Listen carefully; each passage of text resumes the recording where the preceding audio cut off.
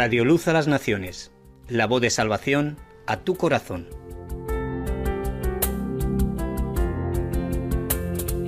Oh, cantadmelas otra vez, bellas palabras de vida. Escuela Bíblica a la luz de la palabra, escudriñando las Escrituras. Yo soy luz, bellas palabras de vida. Luz a las Naciones, canal cristiano de comunicación, presenta A la luz de la palabra. Qué bellas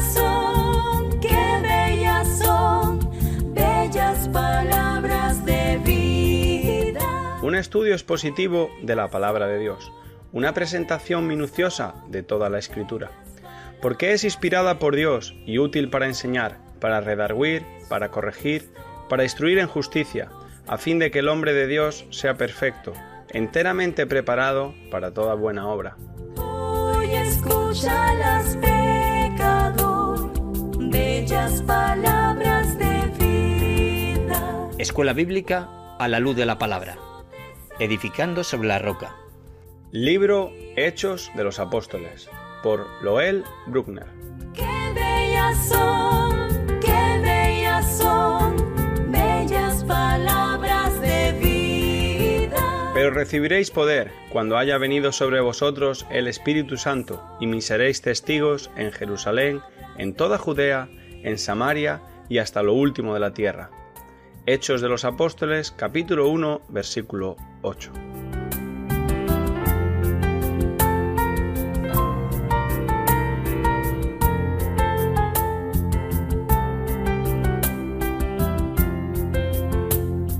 Grato el cántico sonará, bellas palabras de vida. Como en el sermón de Pedro en el capítulo 2, empezando en versículo 38, y tampoco en capítulo 3, versículo 25, Pedro ya no sigue acusando a sus oyentes, aunque ellos merecían toda su culpabilidad, sino que ahora felizmente Él abre la puerta a la salvación.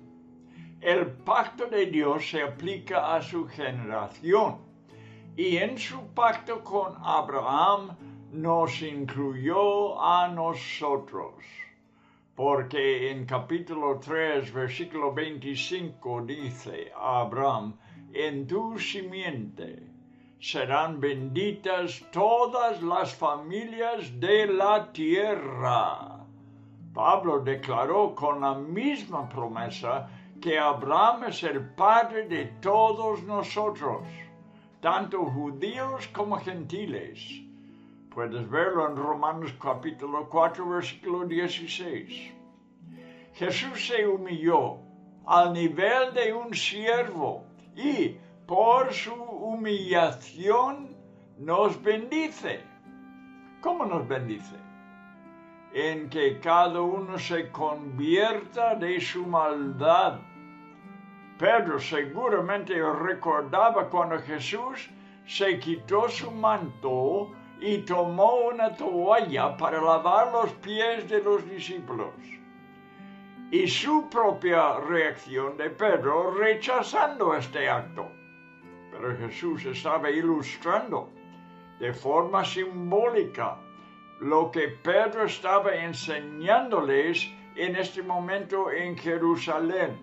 La bendición principal del Señor en su servicio a nosotros fue lavarnos de nuestras iniquidades. Vamos a leerlo.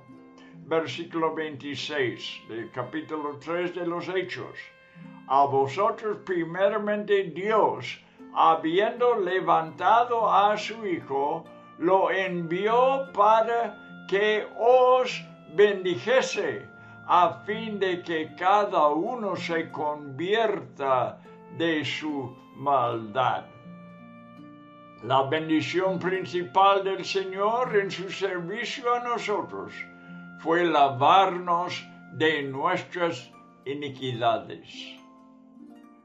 El apóstol Pablo establece esta doctrina al credo santo de Dios en Filipenses 2, desde versículo 5 hasta el versículo 11, especialmente en el versículo 7, que dice, se despojó a sí mismo tomando forma de siervo.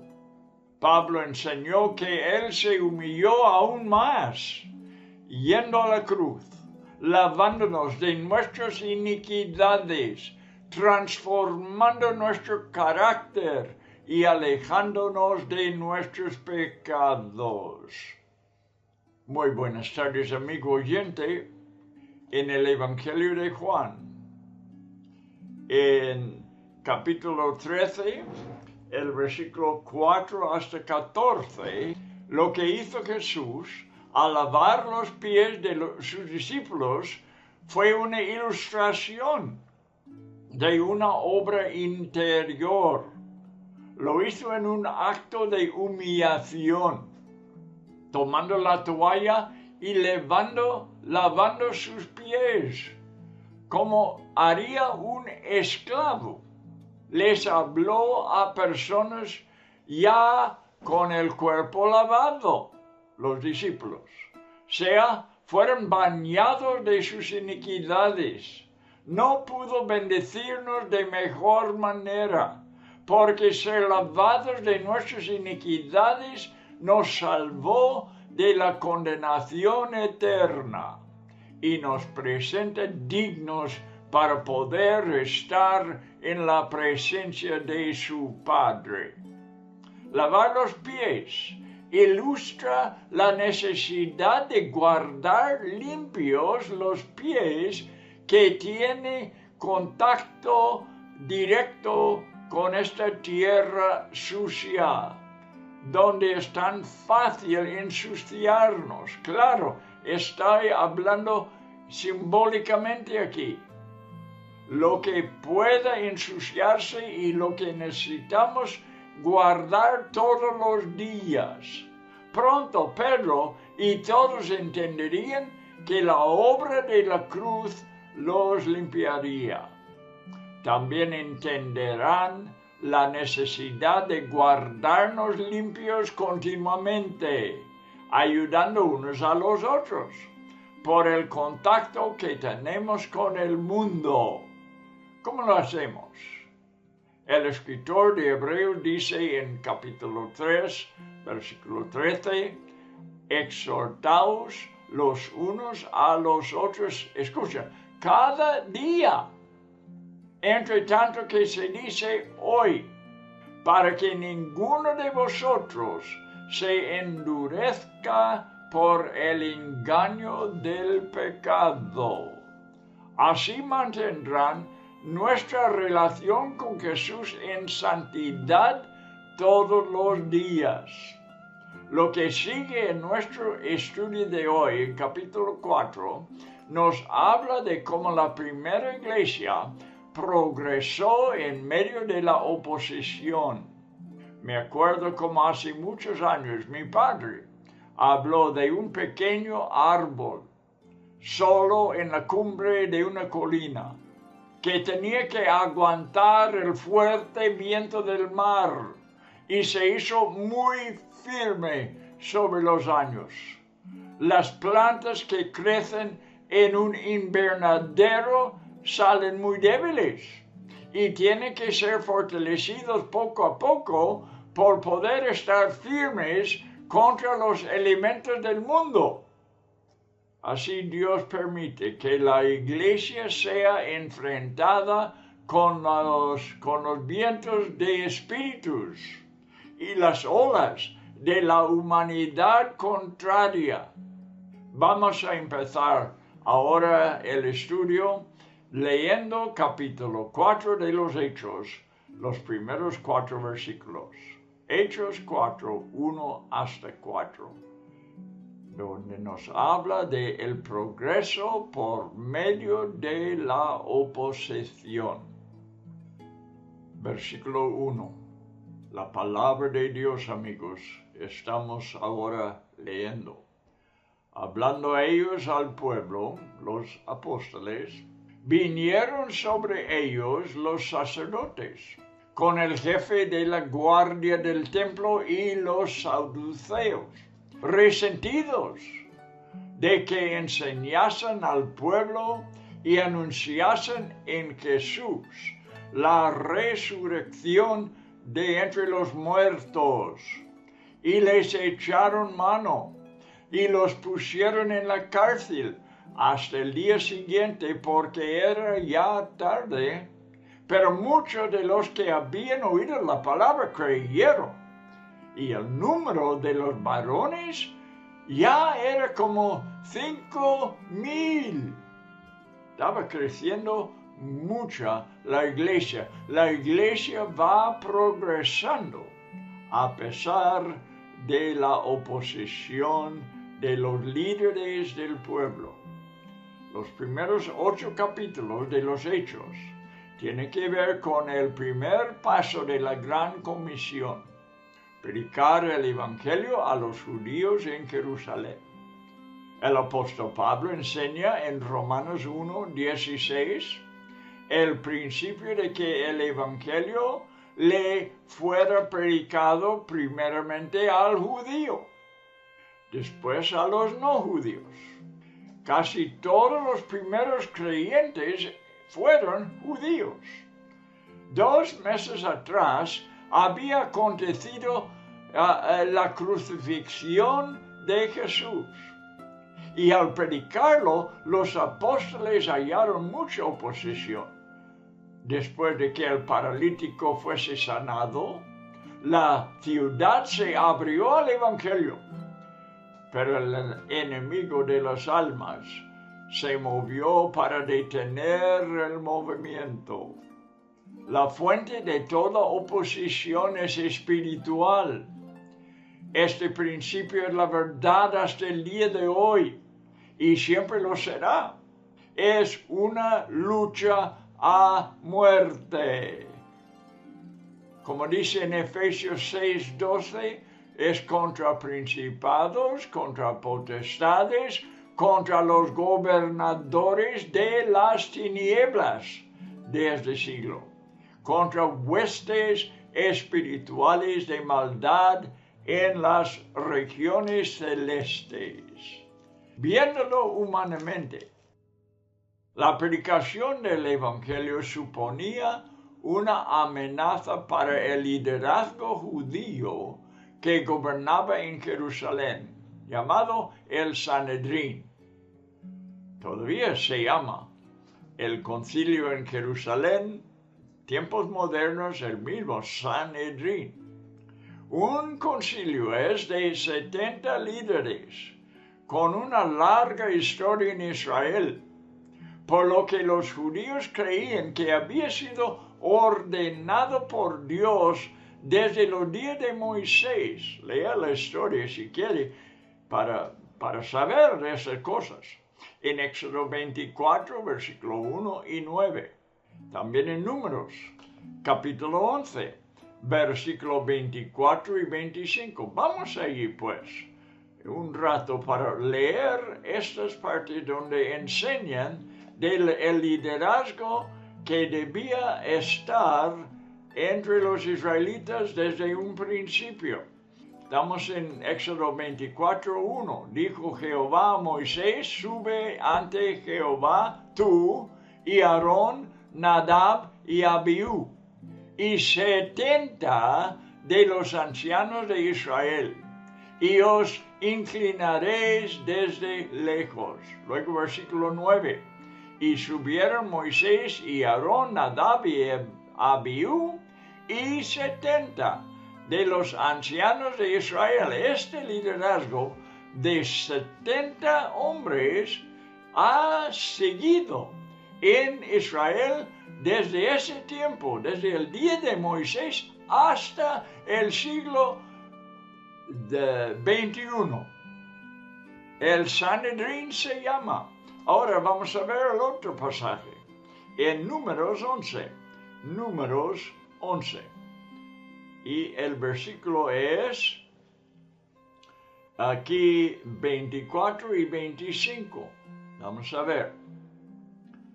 Y salió Moisés y dijo al pueblo las palabras de Jehová y reunió a los 70 varones de los ancianos del pueblo y los hizo estar alrededor del tabernáculo. Es mejor leer estas cosas, ¿verdad?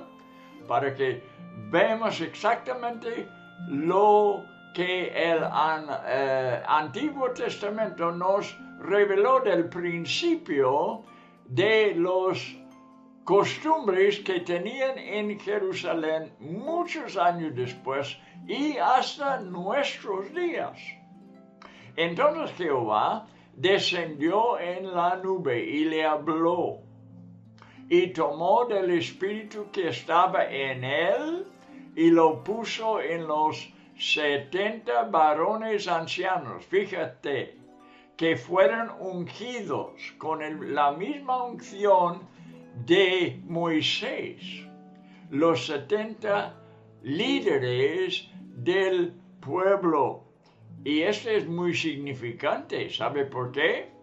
Porque en el libro de los Hechos donde estamos, los discípulos dijeron a los líderes del Sanedrín, a los 70, les dijo que Dios ha dado su espíritu a los que le obedecen, hablando de los discípulos de Jesús, y lo había quitado su unción de del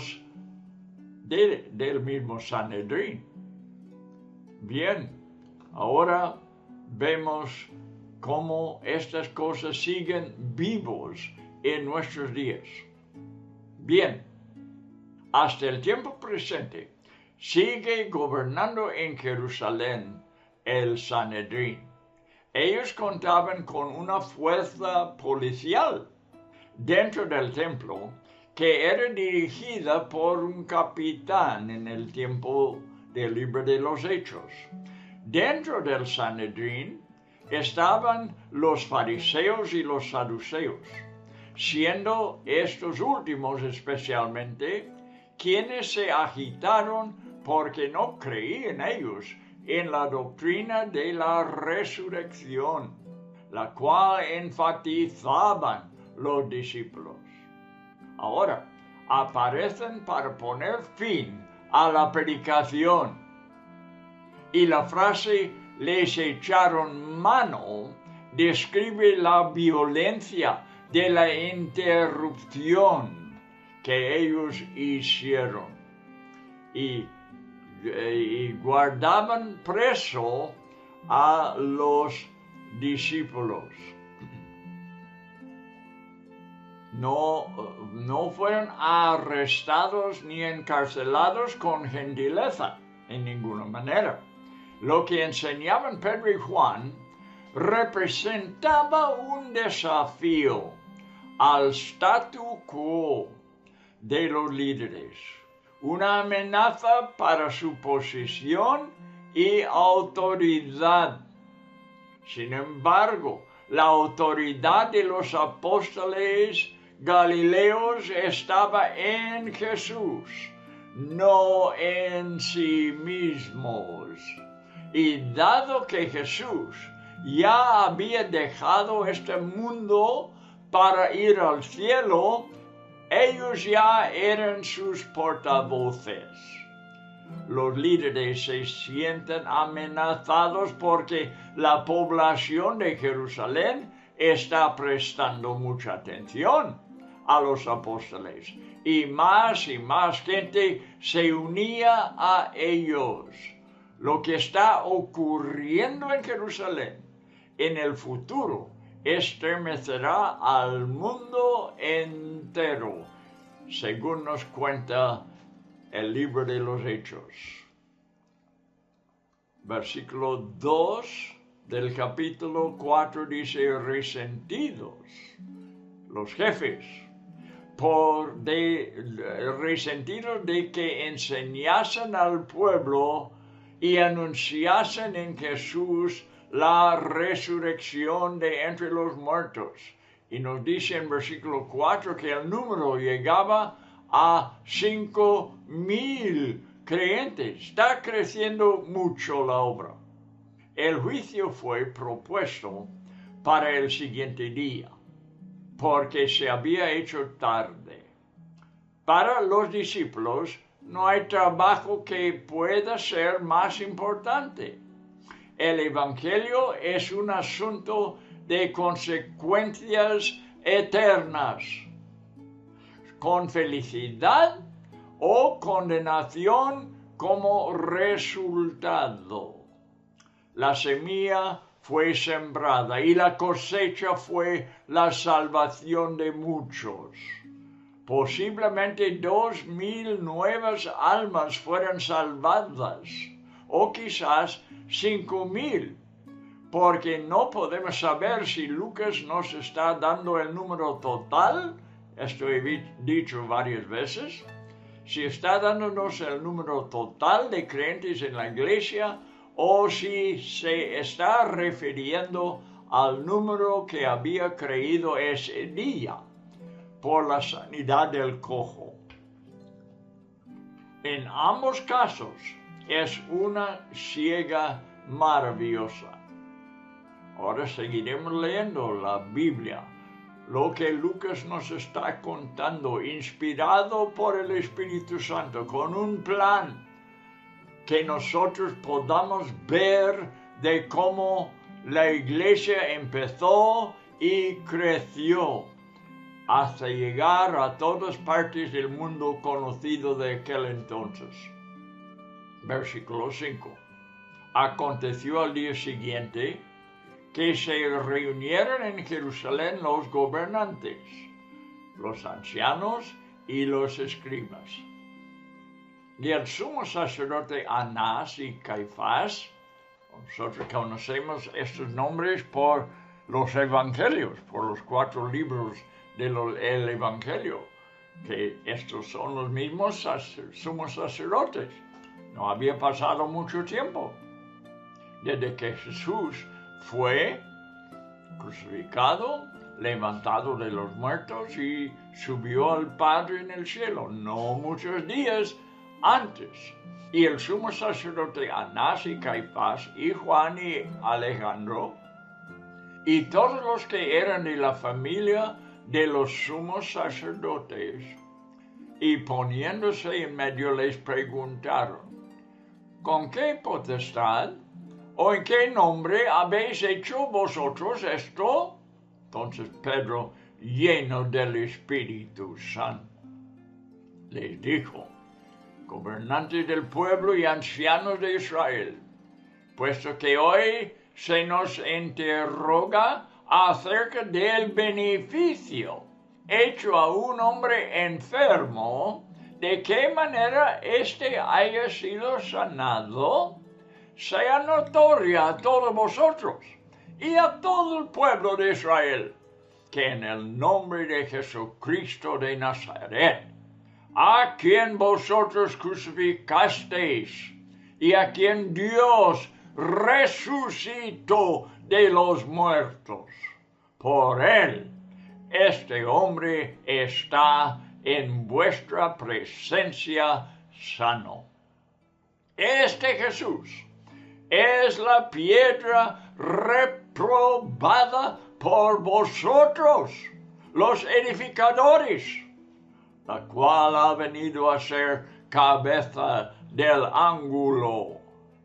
En ningún otro hay salvación, porque no hay otro nombre bajo el cielo dado a los hombres en que podamos ser salvos. Termino leyendo las Sagradas Escrituras. Llegó el siguiente día. Seguramente nadie sentirá envidia de Pedro y de Juan por tener que enfrentarse a este concilio. Gobernantes, ancianos, escribas. El anterior sumo sacerdote Anás, Caifás, quien había heredado el sumo sacerdocio de Anás, y otras personas importantes llamados Juan, Alejandro y los familiares de los sumos sacerdotes. Lucas provee información sobre las autoridades civiles en Israel y Roma, para que el lector sepa qué lugar ocupaba el Evangelio en la historia del mundo. Hace lo mismo en su Evangelio.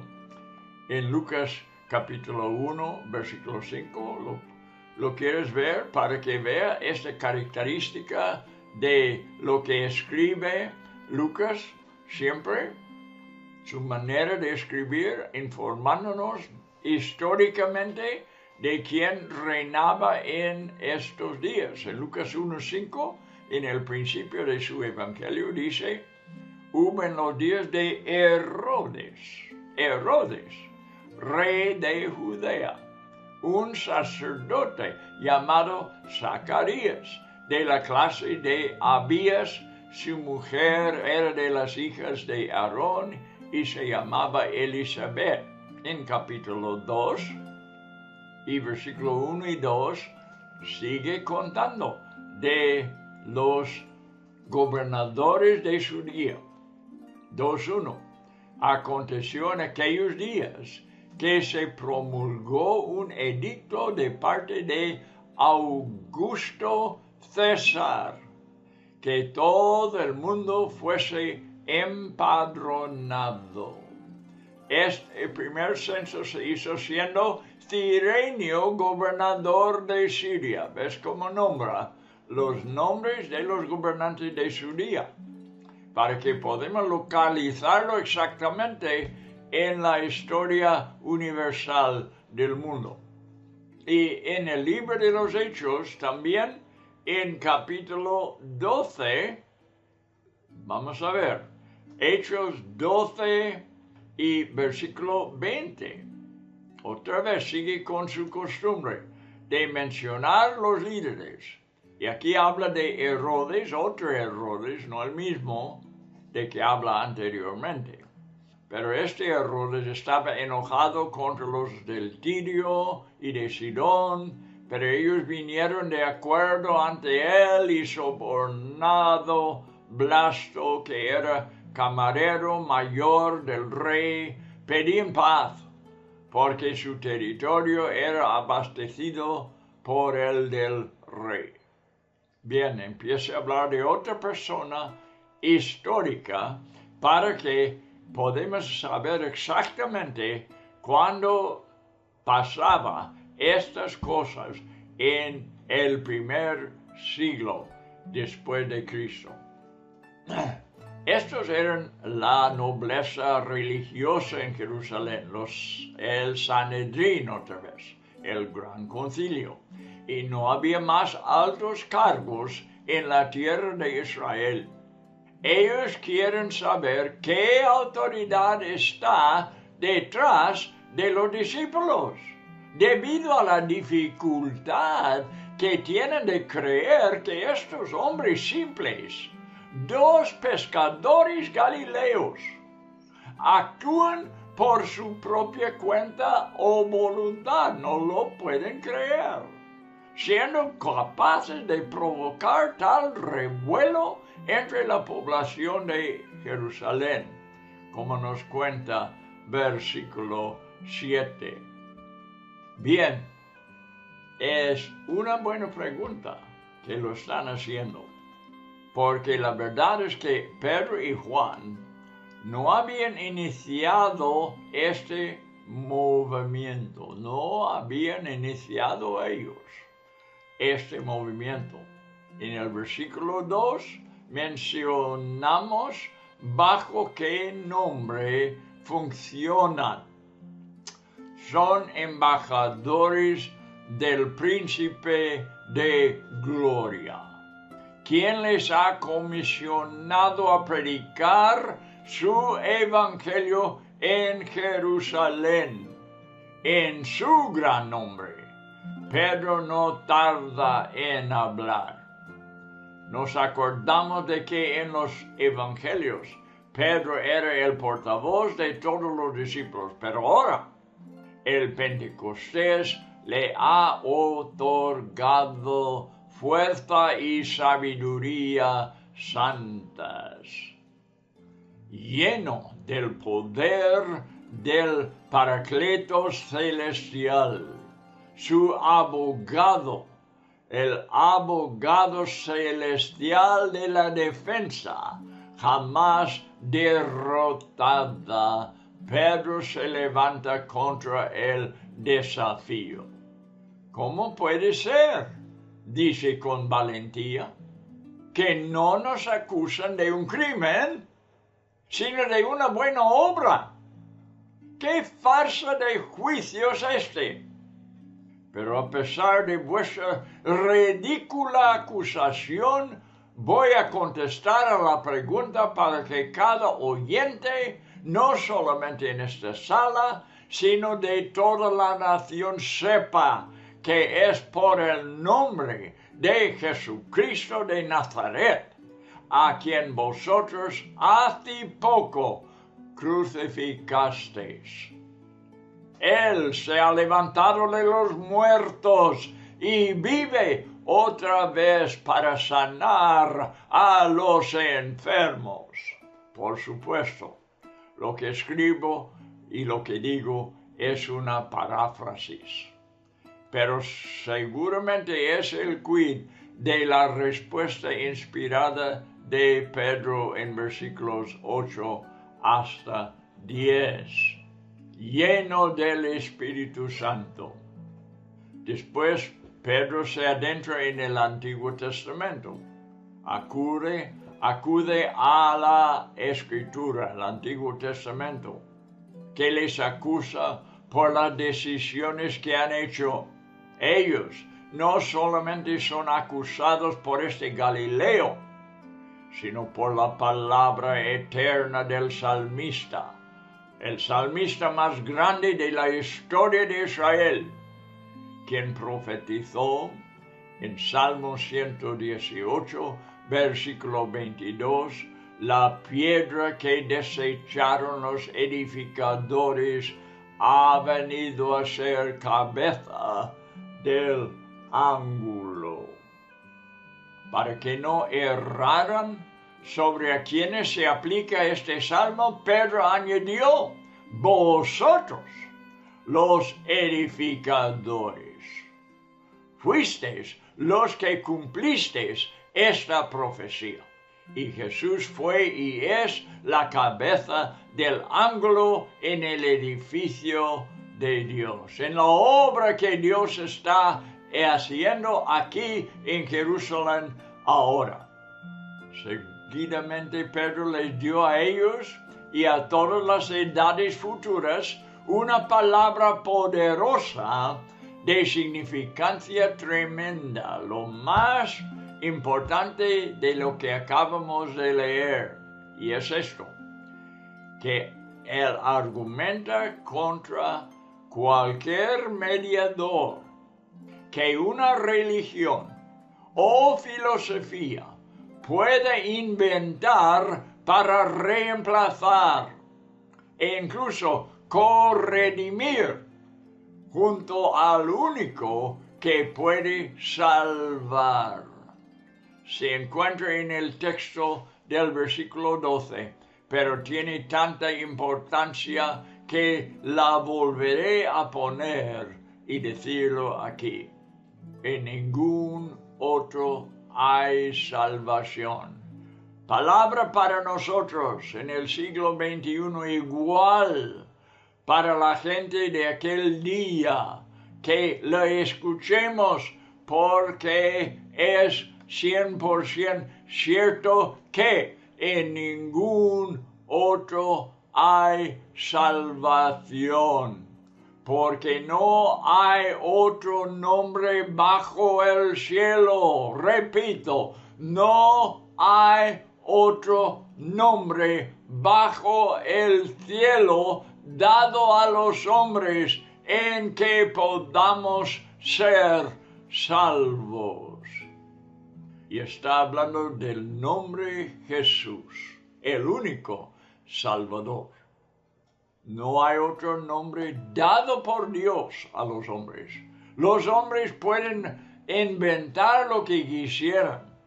No hay otro nombre dado a los hombres desde el cielo en que podamos ser salvos. Así que si cualquier persona está buscando la salvación, tiene que acercarse a Jesús.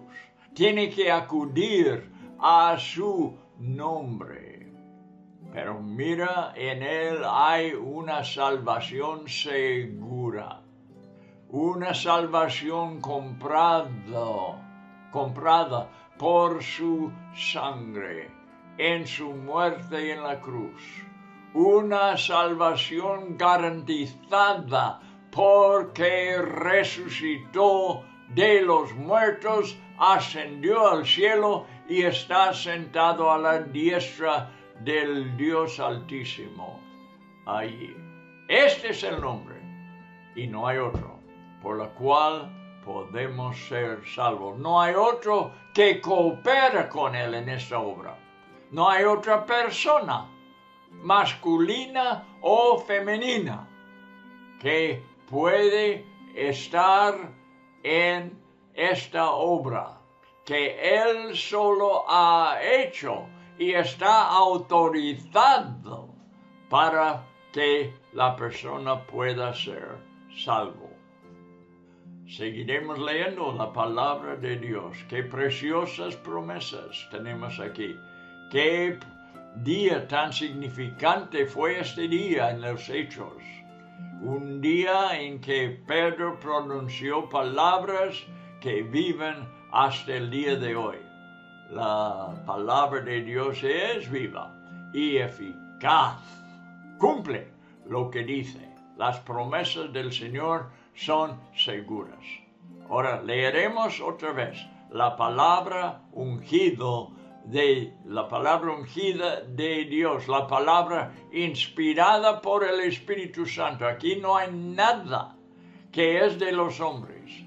Es el Espíritu Santo que está ungiendo a Pedro y a Juan al hablar estas palabras delante del concilio en Jerusalén. Entonces, viendo el denuedo, la gente ahí está admirado, asombrado. De estos líderes, están asombrados por el denuedo de Pedro y de Juan. ¿Cómo que estos sencillos galileos, gente muy común, están hablando con este denuedo delante del concilio mayor de Israel? Y sabiendo que eran hombres, fíjate, sin letras, del vulgo, se maravillaban. Eran hombres sin letras, del vulgo, galileos, pescadores. Esto es todo lo que era. No era su humanidad que estaba haciendo les maravillar en Jerusalén. Ellos mismos ya habían preguntado con qué autoridad, sabiendo que su propia autoridad no valía por la obra que estaban haciendo. Se maravillaban de su denuedo. Y aquí está el secreto de todo lo que está pasando. Estamos para leer cómo es que ellos eran capacitados por esta obra que están haciendo en estos momentos en Jerusalén, delante del concilio. Les reconocían que habían estado con Jesús. ¿De qué manera pudiera yo enfatizar lo que están pensando en el concilio? Reconocían que habían estado con Jesús. Este fue el secreto de su denuedo de unos sencillos galileos. Y amigo mío, te voy a contar que en el año 2026, es el mismo secreto cuando vemos a gente común, no grandes filósofos, no doctores, no profesores en la universidad, sino gente común de la calle, gente sin algunas calificativas especiales, pero están hablando con denuedo y les reconocían que habían estado con Jesús. Es el secreto en este año también y por todo este año.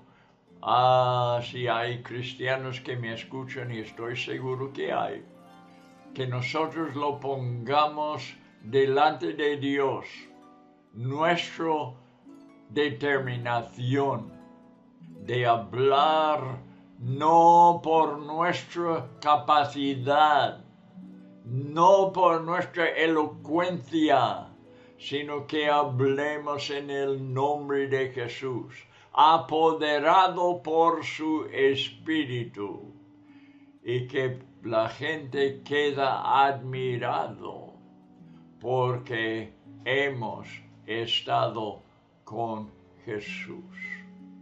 El único secreto, la única respuesta a lo que tenemos nosotros, hermano mío y hermana mía, en este siglo XXI.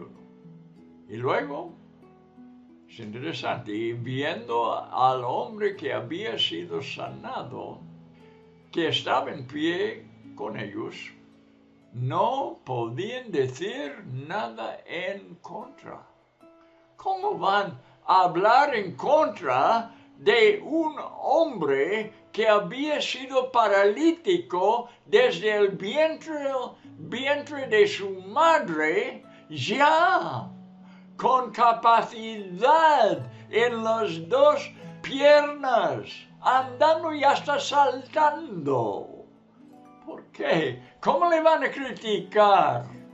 No es una crítica valiosa para nada. Viendo el hombre que había sido sanado, ya de pie con ellos, no podían decir nada en contra.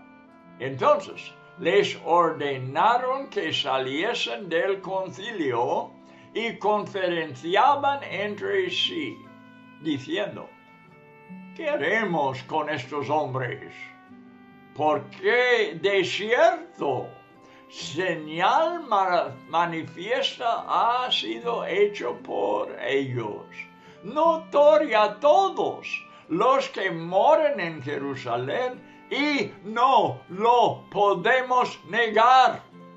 Sin embargo, para que no se divulgue más entre el pueblo, amenacémosles para que no hablen de aquí en adelante a hombre alguno de este nombre, Jesús.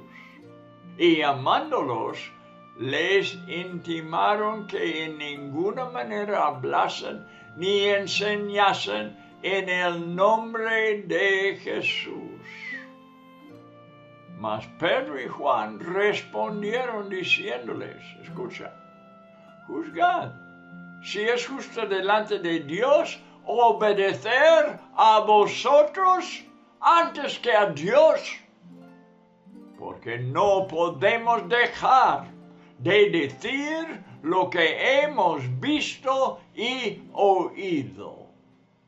Ellos entonces les amenazaron y los soltaron, no hallando ningún modo de castigarles por causa del pueblo, porque todos glorificaban a Dios por lo que se había hecho, ya que el hombre en quien se había hecho este milagro de sanidad tenía más de 40 años, más que 40 años, estaba también paralítico, porque la Escritura nos había dicho ya antes que desde el seno de su madre era paralítico.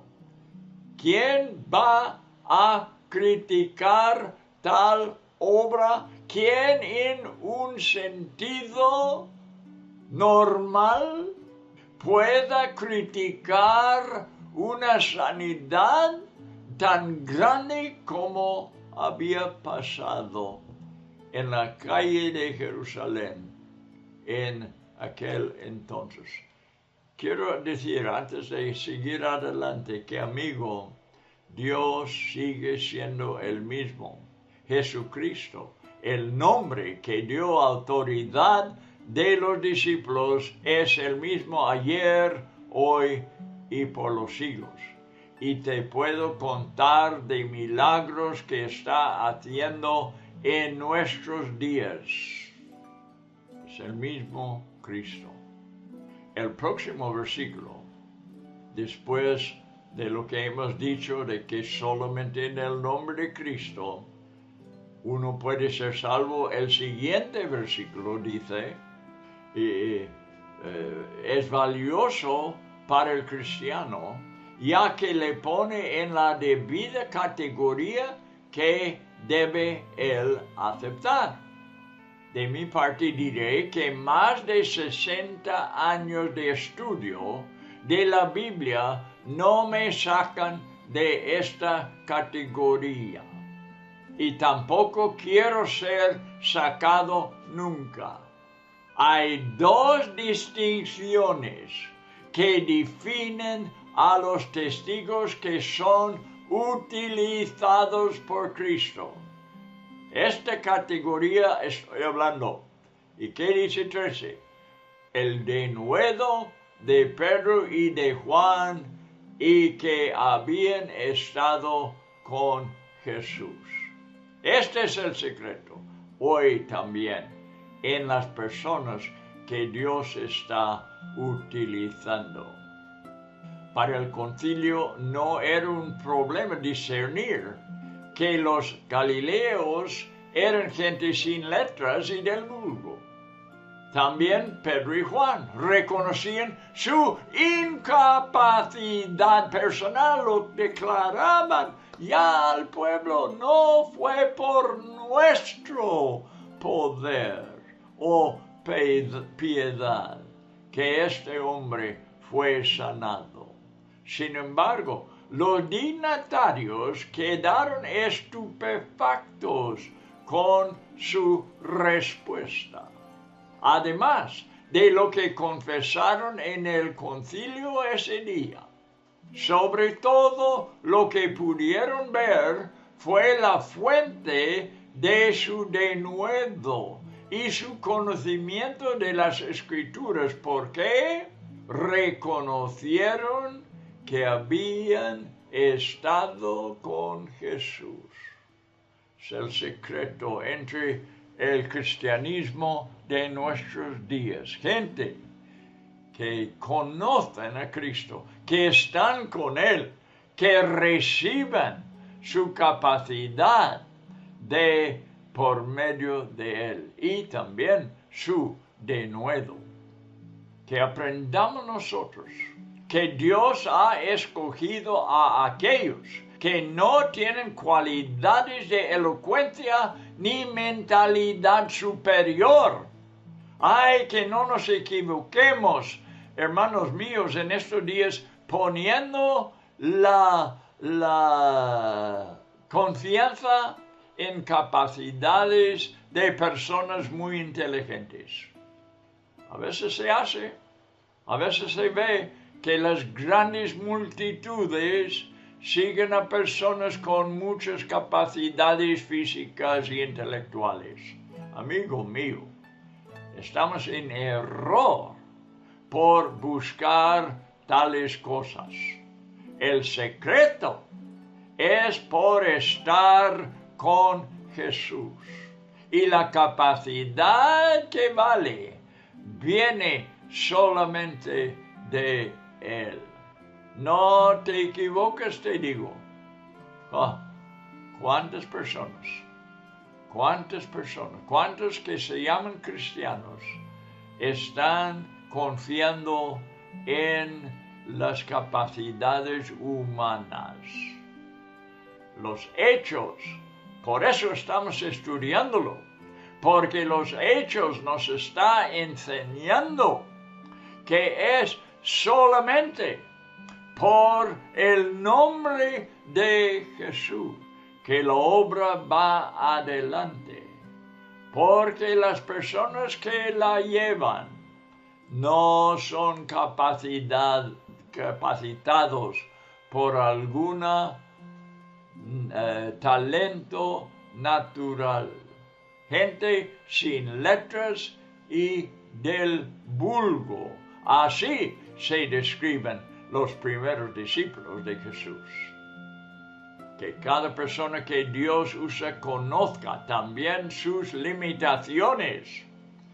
Y voy a repetir lo que les dije hace un minuto, que aprendamos nosotros que Dios ha escogido a aquellos que no tienen cualidades de elocuencia ni mentalidad superior.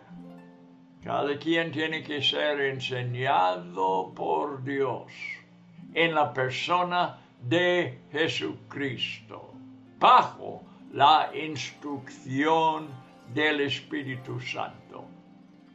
A ellos les es otorgado poder y sabiduría celestial, para que así solamente Dios reciba la gloria por medio de ellos. ¿Quién recibe la gloria? Si nosotros acudimos a los talentos humanos. El hombre. ¿Quién recibe la gloria cuando vemos que estos hombres no pueden, pero solamente han recibido lo que ellos tienen por medio de Jesucristo? Que Dios siempre reciba la gloria y no los hombres. Jesús muchas veces reprendía a los escribas, a los fariseos y a los principales de la sinagoga de tener un duro corazón, porque estimaban sus reglas por encima del bienestar de los enfermos y los endemoniados. El hombre que había sido sanado el día anterior de una parálisis estaba al lado de pie de Pedro y de Juan. Al Sanedrín no le importaba nada su estado de salud, paralítico o sano, no importaba. Solo que junto con la predicación de los apóstoles era un estorbo más para ellos. Su sanidad fue un problema, porque no podían decir nada en contra. Vamos a seguir hablando de esta sesión en el concilio, en el Sanedrín en Jerusalén, en el siguiente programa. Espero que esté con nosotros, porque todavía hay más que decir sobre estas personas y sobre el tema que estamos estudiando, el tema de la autoridad que viene de Jesucristo, la salvación que viene de Jesucristo, porque no hay otro nombre dado a los hombres en lo cual podemos ser salvos, solamente en Jesús. Y con esta palabra terminamos el programa de hoy, esperando que esté con nosotros pronto otra vez, para seguir hablando del libro del médico Lucas, que se llama Los Hechos. Hasta entonces.